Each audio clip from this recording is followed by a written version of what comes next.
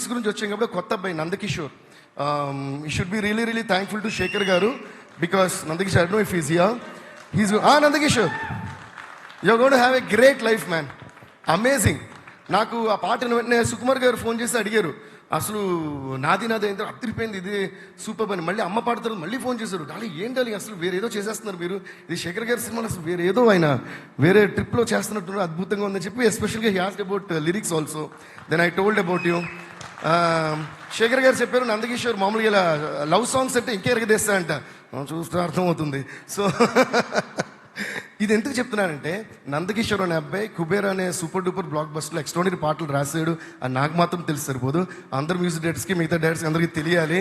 తను మామూలుగా ఏదో సెంటిమెంట్ సాంగ్ రాస్తే మీరు ఇప్పుడు ఏమనుకుంటారు, ఆ డైరెక్టర్ గారు చెప్పుంటారు, రాసుంటారు. ఆఫ్ కోర్స్ ఆయనే చెప్పి ఆయన రాసినా కూడా ఆయన టాలెంట్ బయట పడాలి, ఆయన ఎక్స్ట్రాడినరీ అని ఆయనే నాకు చెప్పారు. కాబట్టి any love stories, any love films ఇలాంటి కొత్త వాళ్ళు ఎంకరేజ్ చేయండి. They will shine, you will do a great job Nandakishore. And thanks to our genius legend Chandrabose garu, కథ కథ కథ సాంగ్ రాసినందుకు. And thanks to Bhaskar Bhatla garu, పోయిరా పోయిరా పోయిరా పోయిరా మామ. Bhaskar Bhatla sir, thank you sir, thank you.